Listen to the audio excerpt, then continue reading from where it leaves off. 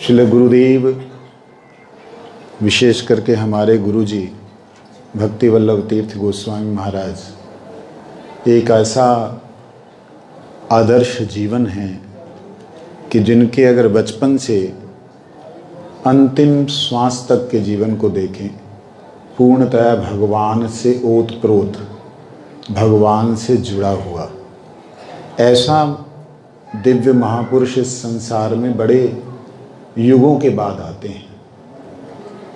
साधारणतया हम लोग देखते हैं कि पहले कोई गृहस्थ में था, बाद में उसने संन्यास लिया, वैराग हुआ पत्नी के कारण, चाहे वो तुलसीदास जी हैं, चाहे सूरदास जी हैं, बड़े बड़े महापुरुषों को भगवान के नित्य सेवकों के अंदर भी ऐसा देखा गया कि कहीं कोई ठोकर लगने से निकला, लेकिन गुरुदेव के जीवन को एक अद्भुत रूप से देखा कि उनका जन्म होना भी एक दिव्य था, क्योंकि उनसे बड़े जो भाई हैं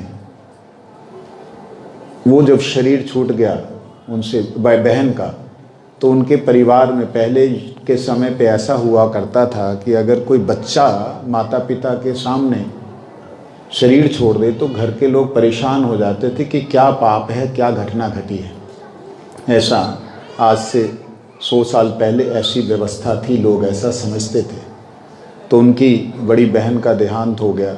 ये क्या हो गया अचानक से, ऐसा क्या हुआ? फिर पता लगा कि जो उनकी कुल देवी हैं कामाख्या देवी, उनकी पूजा उनके 2 पीढ़ियों ने नहीं की। तो रमणीकांत शर्मा बोल करके वहाँ पे बड़े पुजारी हुआ करते थे, श्री रमणीकांत शर्मा। उनके पास जाने से पता लगा कि तुम्हारी 2 पीढ़ियों ने पूजा नहीं की है पहले की, इसके लिए जो है तुम्हारी ये देवी ये चली गई।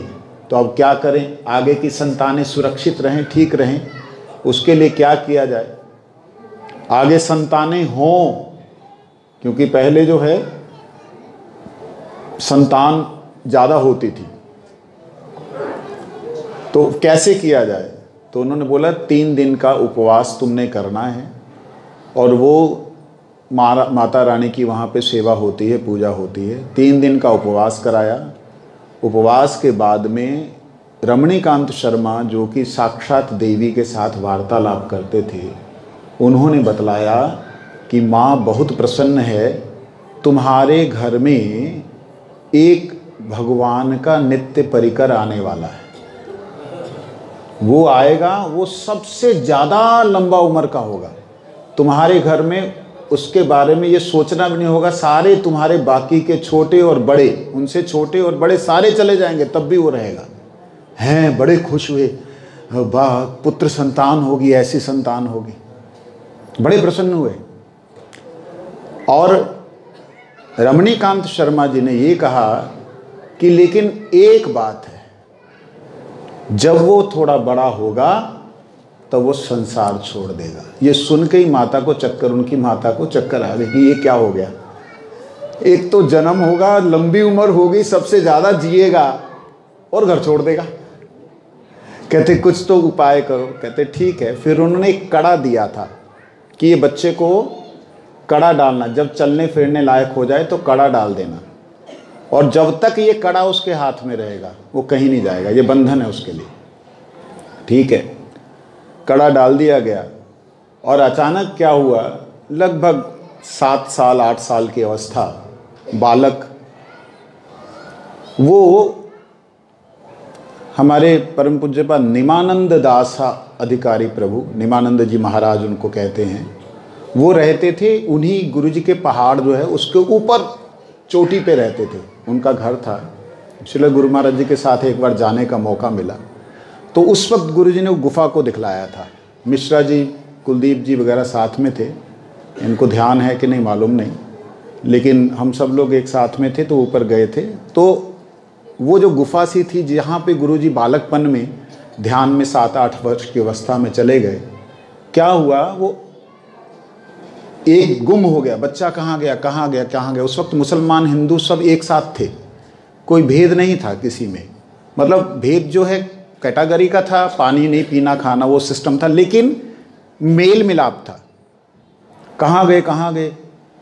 पूरा दिन बीत गया, एक दिन, रात बीत गई, दूसरा दिन बीत गया, दूसरी रात बीत गई, तीसरे दिन दोपहर के बाद मालूम पड़ा वो जो चरवाहे होते हैं बकरी चराने वाले, वो लोग वहाँ मुसलमान लोग, उनके किसी बच्चे ने देखा कि उनका कुत्ता जो है वो उसकी तरफ भौंक रहा है। किसकी तरफ? वो जो गुफा सी है, गुफा नहीं थी, ऐसे करके एक आलना सा था, वो चीज़ गुरुदेव ने उसको, ए यहाँ पे हम जो है रहा, ऐसे करके गुरुजी ने बोला था। हम लोग भाग्य है कोई कोई शब्द गुरुदेव के याद रहते हैं, उसके बाद की जो है लीला क्या है कैसे है वो थोड़ी सी काल्पनिक है, लेकिन उसमें से मैक्सिमम जो बात है वो सत्य है। वो जो भौंकने लगा कुत्ता, क्या है कहता है, उसने देखा कि अंदर एक बच्चा बैठा है, तो उसके दिमाग में आया कि ये तो वही होगा। ए बाल नाम जो भी उसका बोला उन्होंने, जानता बच्चा नहीं जानता, नीचे भागा आया, अपने पिताजी को बोला, पिताजी ने जाके धीरेन्द्र कुमार गुहिराय जी को बोला कि आपका बच्चा है शायद वहाँ। वो कहते हैं हाँ, वो बालकपन से ध्यान में बैठ जाते थे, तो ऊपर जाकर के जब देखा घंटा घड़ियाल लेकर के गए। ये घटनाएं जो ना काल्पनिक नहीं है, इस बात को ध्यान रखना। ये महापुरुषों के बचपन से होर हार वीरवान के होत चीकने पात, वो घंटा बजा के हरि बोल हरि बोल हरि बोल हरि बोल जब करने लगे, बड़ी देर तक करने के बाद में उनकी बाह्य अवस्था आई, तो देखते हैं कि सब लोग यहाँ खड़े हैं, तो मैं तो छुप करके आया था कि थोड़ी देर ध्यान करूँगा। तो कहते आप लोग अभी आ गए? कहते अभी, आज तीसरा दिन है। बोले वृंदावन, आप कल्पना करके दे, आज तीसरा दिन है, माँ का प्राण बाहर को आए हुए हैं, उनको लग रहा थोड़ा ही समय हुआ। ये गुरुदेव के अपने मुखारविंद से कहे हुए शब्द हैं, एज इट इज बोल रहा हूं। गुरु कहते जब हम ध्यान करता था हमको पता ही नहीं लगता था कहाँ चला गया, और ऐसा होता था अभी भगवान आ जाएगा, भगवान आ जाएगा, साथ में चला जाएगा, फिर क्या होगा, तो फिर ध्यान भंग हो जाता था। इस प्रकार से गुरुदेव जो हैं बालकपन से ही भगवान के द्वारा भेजे गए। रामनवमी तिथि के दिन आए, और रामनवमी तिथि के दिन माता रानी की कृपा से आए, इसलिए नाम कामाख्या प्रसाद हुआ। और बालकपन से ध्यान में निमग्न रहते थे। उनके पास में ही गुरुदेव का घर नीचे था, उसके ऊपर जहाँ अभी गुरु जी का जन्म स्थान का आप लोग दर्शन करते हैं, वहाँ शिव जी का मंदिर है। तो वो जंगल सा था, वहाँ कोई मंदिर नहीं था, वो मंदिर तो अब बनाया है, वहाँ जाके बैठ जाते थे। तो इस प्रकार से गुरुदेव के जीवन में बहुत सारी दिव्य घटनाएं हैं, जिनसे मालूम पड़ता है कि ये कोई साधारण व्यक्ति या साधारण महापुरुष नहीं। एक घटना और याद आती है, अक्सर गुरुदेव विभीषण बनते थे। रामलीला होती थी तो विभीषण का रोल करते थे। उस वक्त जो है ना, हमारे जैसे आजकल बच्चे लोग किसी एक्टर एक्ट्रेस की बातों को लेकर के एक्टिंग करते हैं, उस वक्त ऐसा नहीं था। घर के बुजुर्ग भी भगवान की कथा सुनाते। गुरुदेव कहते कि आजकल तो लोग ए पार्टी वही पार्टी का बात करता है। उस वक्त हमारा जो बड़े लोग होते थे वो लोग हमको रामायण का कथा, महाभारत का कथा सुनाते थे। तो वो जो कथा सुनाते थे, कथा सुनने के बाद में रामायण की जब लीला होती थी उसमें गुरुदेव विभीषण का रोल करते थे। लेकिन उस दिन क्या हुआ, लक्ष्मण की कुछ तबीयत खराब हुई जो बनता था, तो लक्ष्मण का रोल इनको करने के लिए बोला, तुम कर लोगे? तो कथा तो बचपन से ही याद थी सारी, हाँ कर लेगा। अब लक्ष्मण को उधर से मेघनाथ जो है, जब वो तीर चलाता है, शक्ति चलाता है, उसमें ना जो बाण होते हैं वो तीखे नहीं होते, कान्ना होता है ना, कान्ने दे बाण। वो तीर उधर से मारा, इनके तीर लगा और बिल्कुल बेहोश, मतलब ऐसे बेहोश हुए सांस रुक गया, सांस नहीं आ रहा है।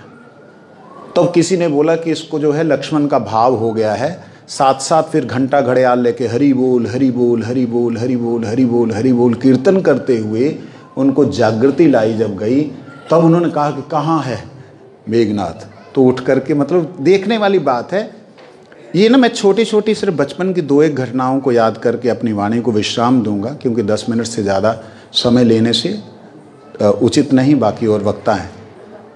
इस प्रकार से गुरुदेव के बालपन से जो पूर्णतया भगवान को समर्पित, ऐसे उन महापुरुषों का आपने दर्शन किया है।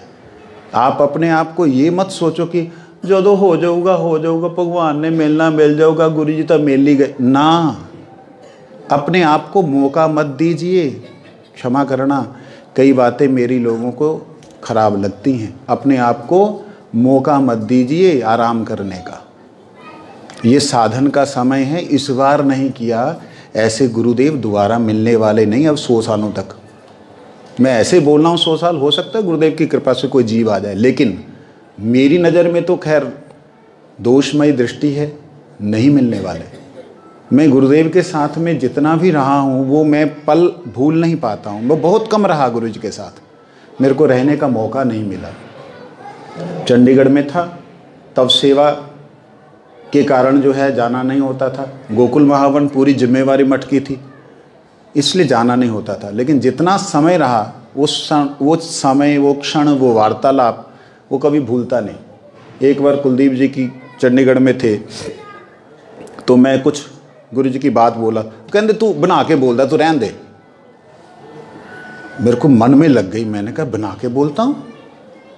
उस दिन से मेरी ये कोशिश रही कि मैं शब्द से शब्द बोलूँ, कोशिश रही। लेकिन ये जरूर था कि शब्द से शब्द नहीं बोल पाता था। लेकिन अब गुरुदेव की कृपा है, अक्षरशः जो गुरुदेव के शब्द हैं उनके साथ ही आगे की घटना को बोलने का प्रयास करता हूँ। गुरु महाराज जी चंडीगढ़ में किस प्रकार से उनका जीवन है कि जो बचपन से ही चींटी को भी जिसने ना मारा हो, मच्छर को भी जिसने ना मारा हो, उनका क्या किसी के प्रति हिंसा हो सकती मनुष्य के प्रति? असंभव। यहाँ तक कि जितने महापुरुष हुए हैं, जितने भी भगवत अवतार हुए हैं, उन सब अवतारों का, महापुरुषों का कोई ना कोई विद्वेषी जरूर रहा है, चाहे वो अवतार ही क्यों ना हो। भगवान के अवतार देख लीजिए, रावण, कुंभकर्ण, मेघनाथ, एक तरफ सेना पूरी, एक तरफ इधर कंस वगैरह। ऐसे ही महापुरुषों के साथ में किसी ना किसी का द्वंद्व जरूर रहा है, लेकिन गुरुदेव का अपनी तरफ से किसी के प्रति द्वंद्व नहीं रहा।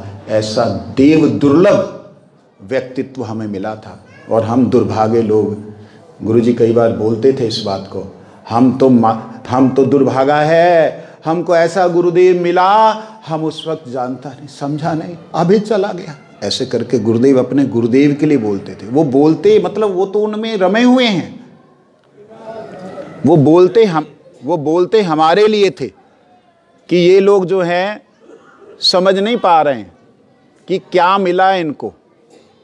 ये जब खो जाएगी वस्तु, तब इनको ये समझ आएगी बाद में कि इनसे क्या खो गया। और वास्तविकता में आप लोगों को तो ये, आप सब गुरुदेव के प्रेमी हैं, आपको तो ये अनुभव है। मेरे को भी ऐसा लगता है कि जैसे शरीर तो है, प्राण नहीं है। ये बातें कहने की ऐसे लग सकती हैं आपको कि मजा ऐसी कहने ली गलना है, कहने की बातें नहीं है। अब ऐसा लगता है इस जीवन का कोई भी तुक नहीं है इस संसार में रहने का। इसलिए हम लोगों को ये बातों को विचार करना चाहिए, समझना चाहिए कि हमें जो मिला है वो हमारा हमेशा रहे। गुरुदेव की प्रेजेंस 2 रूप से होती है, एक है वाणी स्वरूप और एक है साक्षात स्वरूप। वाणी स्वरूप जो है वो गुरुदेव के कथाएं, गुरुदेव के उपदेश, और साक्षात स्वरूप ये है कि जो गुरुजी ने उपदेश दिए उनको पालन करके जीवन में धारण करना। अगर हम जीवन में धारण कर पाएंगे उनको पालन करके, तब क्या होगा,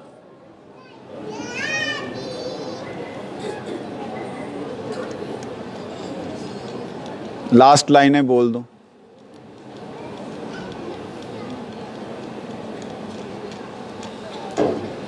हरि बोल। देखिए समय मेरा हो गया। जो गुरुदेव की महिमा हम सुन रहे हैं ना, इस महिमा का तभी लाभ है, तभी फायदा है कि अगर हम अब गुरुदेव से पुनः मिल पाएं। इसमें बहुत साधन की ज़रूरत है, बहुत भजन की ज़रूरत है, पुनः मिल पाए, जीवित रहते हुए अथवा शरीर छोड़ने के बाद। जीवित रहते हुए बहुत कठिन साधन, शरीर छोड़ने के बाद आज से, अभी से, इसी वक्त से अगर हम विषयों से मुक्त होकर गुरुदेव के चरणों में अनुरक्त होकर के जीवन यापन करेंगे तो इतना महान व्यक्तित्व है कि एक एक दिन क्या पूरा जीवन निकल जाए उनके बारे में बोलते हुए तब भी पूरा ना हो।